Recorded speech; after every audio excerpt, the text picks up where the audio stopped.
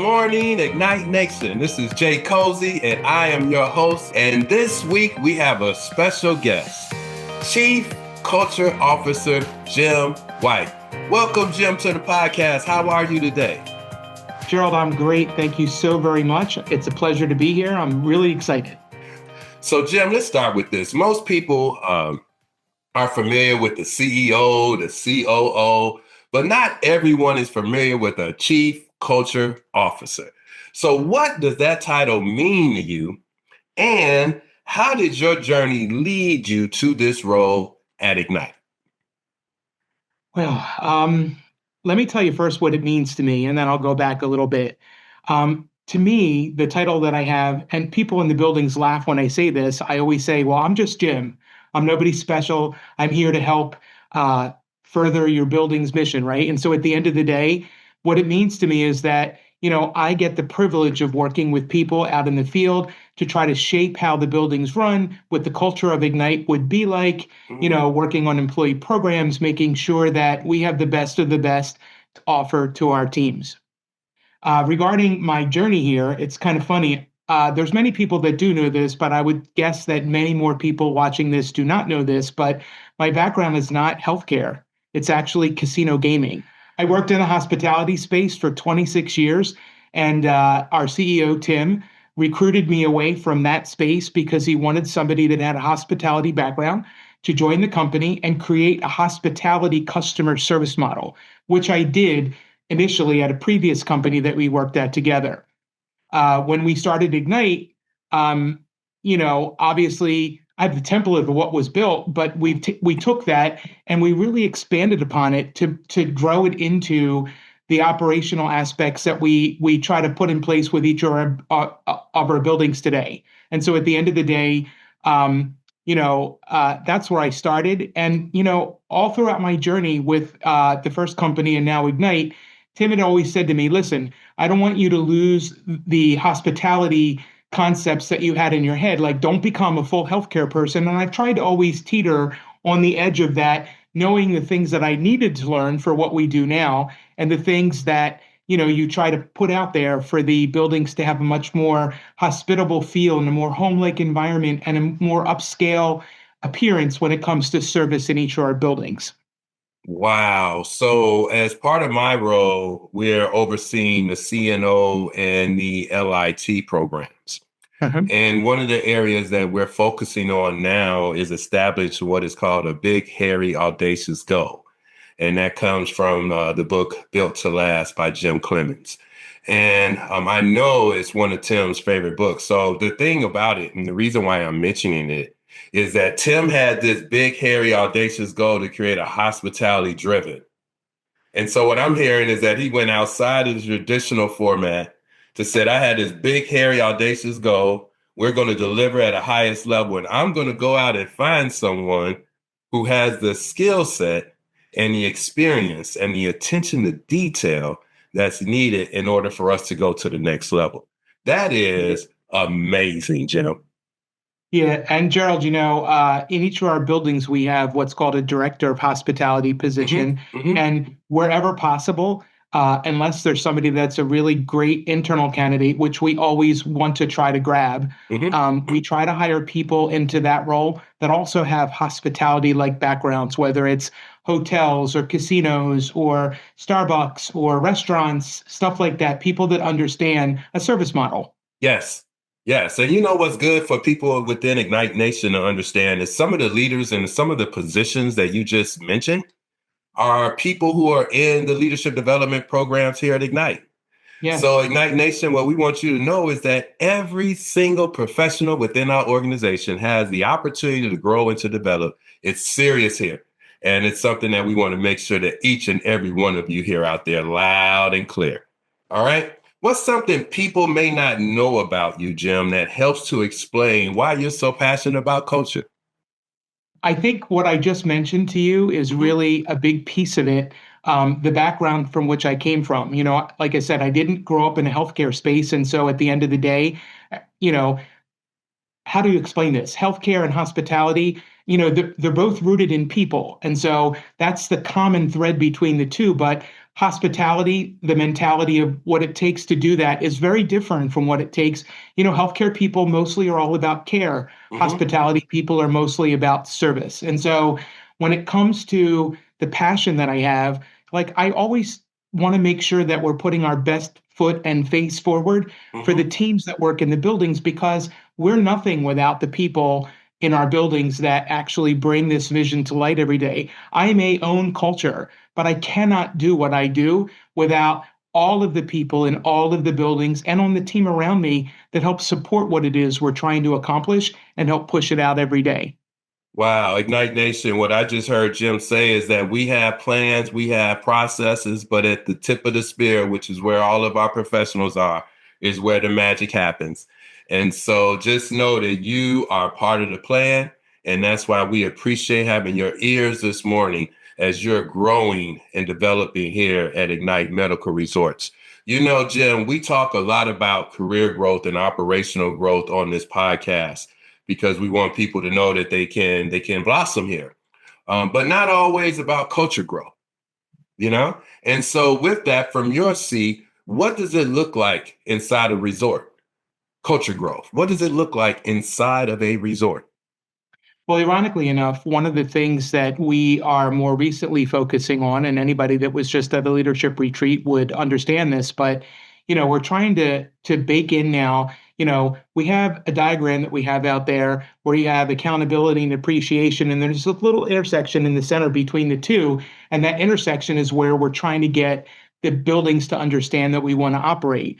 But the accountable culture piece of this means that each and every person that's out in the buildings has to play their unique individual roles to bring this vision to light, understanding that, and I say this when I do orientation, Ignite is not a perfect company. We make mistakes, right? Mm-hmm. All companies do. Yes. But I do think that deep down, we know who we are, we know what we're trying to accomplish, and many, if not, I can't say all, but many of us work tirelessly every day to try to bring that vision to light. And so the growth of culture from where we sit today is to take everything that was built and add that mechanism of accountability, making sure that we're coaching in a positive way and we're nurturing things along the way positively rather than always going down that negative path that's out there. At the retreat, they talked about staying above the line, which is that positivity, uh, positive coaching and nurturing, and then below the line, which is where everybody goes from time to time, where they just want to, have a little complaint fest and like get things off their chest, which is also fine as long as you don't live down there. Got to stay Yes. above, right? Yes. And as I said, people that were at the retreat know this already. The rest of the teams at the buildings are going to be hearing about it now that all the leaders are back from the retreat, Mm-hmm. and that's the next step for Ignite as a company. So let me make sure I'm hearing this correctly. So you have accountability and recognition, and then the sweet spot where they overlap with each other is that's where our focus is at Ignite. Yes, absolutely. You can't run the model that we run. In skilled nursing in general, the profit margin is very slim, Mm-hmm. right? Mm-hmm. When you bake onto that all of the things that we try to give back to our employees, it makes it even slimmer, right? And Yes. so, having the accountability piece that we're asking the buildings to kind of keep their eye on and work Mm-hmm. towards helps us keep the appreciation piece alive because Mm-hmm. with the margins being as slim as they are, there Mm-hmm. has to be that perfect balance between the two to give us the ability to continue moving forward in the model that we're trying to run. And everybody would understand that. Accountability and appreciation. It's always a sweet spot. I tell you, Yes. as a former operational leader, so Ignite Nation, I operate a community just like your general managers. And for me, I love when I have an opportunity to be recognized, but yet held accountable. And the reason why is because everyone wants to practice at the top and everyone wants the highest level of reward. And Yes. so when operating a building, I always communicate with my team. If there's no margin, there is no mission. Yeah, that makes perfect sense. And if they always say out there, the quickest way to lose a great or a good employee is to not hold a bad one accountable. And so Ooh. that has to really seep into the thought processes of a lot of the people in our buildings. And, years ago with the staffing crisis that happened, a lot of the building leaders didn't want to hold their staff accountable for attendance or lateness or any Mm-hmm. of that stuff because Mm-hmm. they were afraid they would walk. And you know what? In some cases, they did.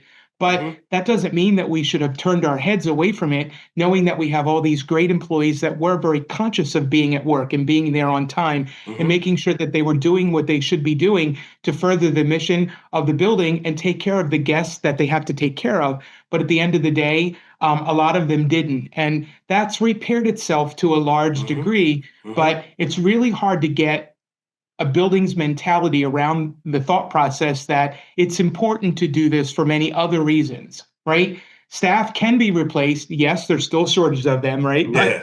staff can Get be out of here. replaced. But if you replace somebody that wasn't great with somebody that's much better, you're in a better place. Mm.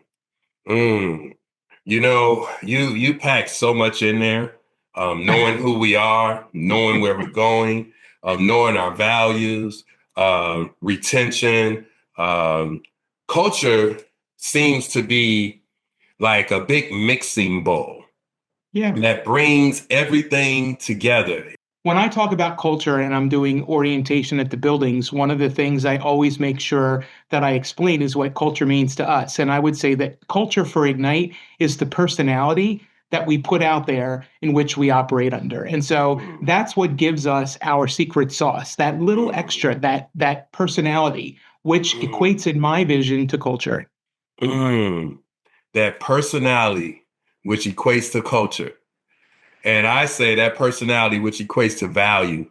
We have so many different personalities within our organization, and people are bringing that uniqueness to the table. Yeah. And when it fits into a system that's been baked in, it can flourish, it can blossom. As we're growing this great organization, Ignite Nation, I want you to always keep in mind you want the recognition and you want it at the highest level. And in Yeah. order to receive the recognition at the highest level, you must have the accountability at the highest level. And when it all comes into play, that's where the magic happens. We want to produce exceptional results and we Yeah. want to have exceptional rewards for those that are delivering it because we want everybody to walk away from their experience with Ignite feeling whole, feeling happy, and feeling great about the experience. And I want to add to that, to do that, you need exceptional people. Boom, mic drop, mic drop. Culture can feel big and abstract, but you often say it's in the details. What are the small things that leaders can do daily to help shape the culture here at Ignite?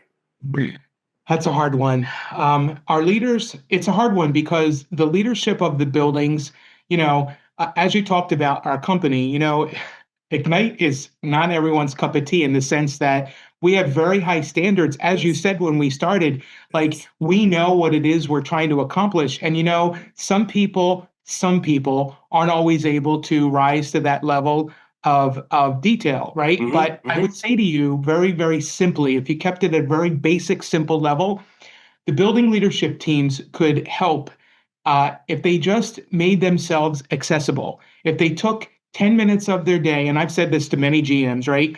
Have your staff take 10 minutes of their day. Don't schedule it because if you schedule it, it never happens, right? And so have them just get up and walk the floor of their building for 10 minutes. Say hello to the employees, ask how they're doing, ask if there's anything that they need. Let them see your face. Management's presence on the floor changes behavior, right? And mm-hmm, so, and the employees seeing them out there leads to them understanding that they are valued and they do mean something. And that's something that really takes 10 minutes, right? And I'd also tell them the other thing that they can do is to make sure that they use the one free part of recognition that's out there, say thank you, mm. right? Often that doesn't happen enough either. And you know what? There's plenty of great people in our company that actually do that, right? Yes, I'm not yes. I'm not drawing a line, but you asked the one thing that I thought the detail that they could do. And I Mm-hmm. think that detail of taking that 10 minutes out of your day to spread a little cheer on the floor, I think makes all the difference. I think that's the difference between a good building and a great Mm-hmm. building. For our developing leaders, that detail is something that you as a leader have to decide if you want to be intentional about. And Yeah, also, agreed. as you grow into the leadership role, you understand that there's so many different demands on your life that when we have to be very specific with what we're going to be intentional with, just to make sure that we do it. Now, what I want Ignite Nation to know is that doesn't mean like, oh, it's planned when you come out to engage with me. No, it's saying that I care about you. You matter.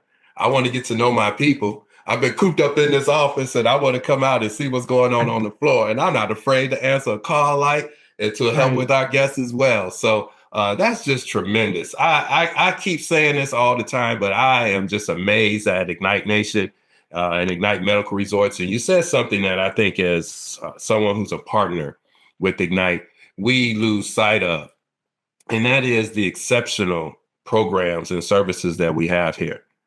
I mean, our industry, for those who have been in senior healthcare for a while, we can be kind of plain and we can be, if I bland, if you will. And then the personality at Ignite, which you alluded to earlier, is not bland at all. And it's different and it's unique. And so no company is perfect, but what we look for are companies that are aligned to the same mission that we have, the same vision that we have, where we can take our skill set and blossom and help change mankind. When our buildings are running at peak efficiency and they're doing the things that make us special, Ignite Yes. is untouchable when it comes to that. Seriously. Wow. Wow. Wow. That's awesome stuff, Ignite Nation. So let's do a rapid fire as we get out of here. I want to have a few things. So what's culture in one word to you? Personality. Personality. What's one thing you wish more leaders would stop doing that hurts culture? Hiding in their offices. Sorry. That's okay. So, what's one fun fact that Ignite Nation may not know about you? Wow. Here's a personal one that most people don't know. I could marry people. I'm an ordained deacon. Wow. Wow. So, we should have had a Ignite marriage last week in Vegas. Well, in Vegas, anybody could do it, right? Okay. Okay. We could go get married by Elvis as long as you have the license. Right? Yes, indeed. Yes, indeed. I've been here a little over a year, coming up on 1 year, and I want to personally thank you, Jim. You have made me feel welcome from day one. You have helped me understand the culture, even when I have a podcast, and you help me understand the terminologies. And it's just been a tremendous experience working with you. And I wanted to thank you. And then I wanted to ask if you had any final comments for Ignite Nation before I give my final comments. The only thing I would say is what I started off with. I couldn't do what I do. The company wouldn't be what the company is without the hard work of each and every person that works at Ignite. And so I would like to say to our teams, thank you. Wow. And I'm going to just second that. You know, there's nothing more honorable than placing the needs of someone else before your very own. Agreed. And what you do is demanding, and it requires a great deal of effort each and every day. And then you choose to bring your skill set to an organization like ours here at Ignite. So with that, we want to encourage you to keep on embracing the accountability, keep on embracing the opportunity to be rewarded, keep on getting angry when you're looking at the Ignite the Flame awards and the Flame Awards, and you're like, community should have been there. Yeah, as Tim says, get upset and get even.